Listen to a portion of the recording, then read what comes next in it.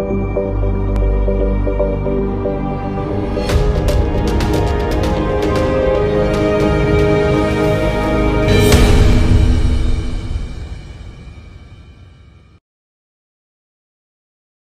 Necmin efendim. Aldı bilen sizde yakılan hüccetten başlayınız. Merhamet. Nurgul qarindoshlar, bizning kelgusi siyosiy istiqbolimiz haqidagi masalalarimiz tilga olingan vaqtda Tibetlarning masalasi bilan bizning masalamizni solishtirib sal qaraydi va yoki ulga ololmay qoladi buningdan. Bularning ko'rsatgan bahonalari jiq. Ular bilan bizning ahvolimiz o'xshamaydi. Ularning Dalay Lamasi va ular musulmon emas degandek nurg'un gaplar ko'rsatdi. Balkim bularning bir sabab bo'lishi mumkin. Texmi muhimi atrofimizdagi qo'shni davlatlarning, kichik davlatlarning bizning masalamizga tutgan pozitsiyasi va bizning masalamizning kelib chiqish vaqtdagi saviyasi qatorliq masalalardan va davoyimizga vakil bo'lib yapayotgan qarindoshlarimizning ishini yurgizishdagi ba'zi usullardagi farq tufayli chiqqan bo'lishi mumkin. Ammo navbatdagi vaziyatda biz yanada hatto bizning Tibetdagi Amerikadan o'rgangan nurg'un taraflarimiz bor. Yani dünyadaki işlerinin her kandak bir noktası bizi qaragan sel yaxşılanayotgan bir millet olsa, mayli Türklerden bolsun, hatta Pakistanlıklardan bolsun, bizi qaraganda her kandak bir milletin bir ilgar tarafi olsa, şu ilgar tarafine biz öğrenmemiz gerek. Bu vaqtda aldın qatam Amerikalılarning bir yazmasını ko'rib qoldim. Bular Butanni dunyo bo'yicha baxt ko'rsatish eng yuqori davlat deb baholab, Butanning sayohatchiligini rivojlantirib o'tibdi. Butan dunyo bo'yicha namrat davlat ham haqiqatan Somalidan namrat. Lekin Butandagi xalq gerçi namrat bo'lsin, o'zi kayfiyat yaxshimi, o'zini men dunyodagi eng baxtli inson deb qaraydigan bir xil xo'shallik ko'rsatkichi bor ekanda.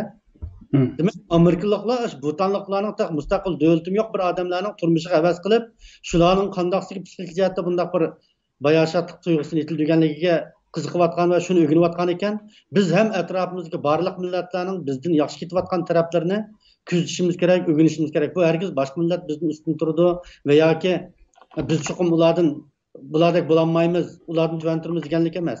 Etrafımızdaki her bir mayli qo'shnimiz va yoki dunyodagi cho'ng millatlar, kichik millatlar, hatto Afrikalik qabilalarning ichida biz o'rganishga tegishli masalalar bo'lishi mumkin. Shunga biz temaga kirsak, o temaning beshida an'anaviy kiyingan ikki Tibet yoshninki birisi Tibetcha, birisi inglizcha o'jak ko'tarib turganligini ko'ryapmiz. Har ikkalasining ma'nosi yana shu bizning ovoz berishimiz, bizning kelgusimizdir degan tema ekan. Bu yerdagi hozirlik masala qiz Tibet qiz ko'tarib olgan bizning ovozimiz, bizning kelgusimiz degan shu bir jumla so'ziga bog'liq bo'ladi. Meni bu saylamga diqqat qildigan va biz bir yilni oldida qilgan bir qatimliq suhbatdami biz ta'kidlagan narsa Tibetlardagi kishilarning saylamga bo'lgan qizg'inligi masalasi bo'lgan. Bu qatimmi 80 mingdan ortiq odam tizimlabdi umumiy saylamga. Şuna bu qatimliq saylamning ommaviy qatnashishning qimmati, saylamning qimmati haqida Tibetlarning aytgan nurg'un tashviqotlarini ko'rdim. Mana shu rasmmi, shu tashviqotlarning ichidagi bir tashviqot. Men nima uchun ovoz beraman degan temada andin bularning Tibetcha nurg'un materiallari bor ekan, ammo ingliz chiqqan materiallardan foydalandik faqat. O saylamning millatga bo'lgan ta'siri nuqtasidan bular bu saylamga qatnashish va saylamga ovoz berish millatning kelgusiga qatnashishdir. Bu saylamga qatnashmaslik Tibetlikni voz kechishdir degandek tarzda o'zining shuarlarini o'tirib qo'yibdi.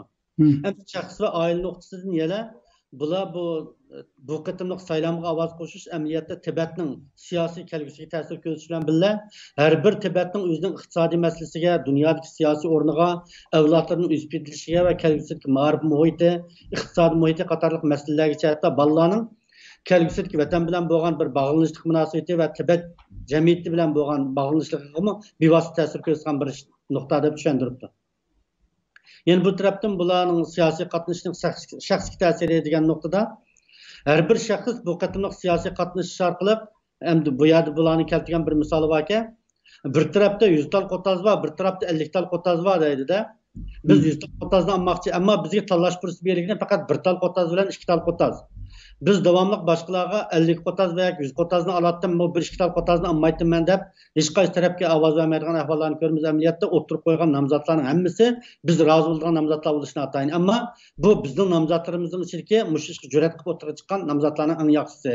Shu nomzodlarimizni qo'llash qat'iy sal qarmayli. Hech bo'lmaganda biz bir bilan 100ni tanlash imkoniyatimiz bo'lmasa, bir bilan 2ning ichidan birini tanlash imkoniyatimiz bo'ladi. Shunga oldimizda tanlaydigan 100 qo'tazdan bo'lmasligi bizni oldimizda tanlag'il bo'ladigan bir va yoki 2 qo'tazdan bo'lishidan voz kechtirib qo'ymasin degan tarzda tushuntiribdi. Endi bu Tibet Voice deydigan bir ovoz beradigan tor bekitib ekan. Buningda munosabatli ba'zi materiallar bor ekan, bu inglizcha va tibetcha bo'lganlikdan bu yerda bir-birlab so'zlab o'ltirmadik. Yana bir tarafdan bu Tibetlarning bir ayrim bir jamiyati bor. Sağlam mevatımız deb qaragan o'zini. Endi bularninki deyishida bu Tibetlarning bu ovoz berish masalasi amaliyotda Tibetlarning mustaqillik ko'rishining bir qismi deb tushuntiribdi-da. Ya'ni bu Tibet Xalq Kongressi deydigan bir partiya bor. Bular o'zini siyosiy partiya deb tushuntiribdi. Tushuntirishiga qarasam bularning a'zo soni taxminan 700 atrofida ekan. Adam soni yetishmagachga parlamentni o'rnab qo'lamabdi. Ammo shu parlamentdan o'rni ololmagan bir partiya chiqida shu National Congress Tibetlarninki bunu sal turib yana tafsilotini to'xtalamiz.